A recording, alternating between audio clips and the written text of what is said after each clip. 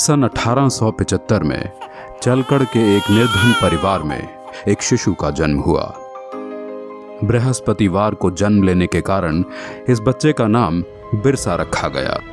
किसे पता था कि एक दिन ये बालक जंगलों में रहने वाले समाज को उनके गौरव की याद दिलाने वाला बिरसा मुंडा बनेगा। बिरसा, बिरसा, कहाँ है रे तू? माँ, मैं इधर हूँ। तू फिर से अकेला जंगल में गया था? कहीं कोई बाघ भालू उठा ले जाता तो? माँ, तू फिक्र मत कर, ये जंगल मेरा दोस्त है। इसके सभी जानवर मेरे भाई।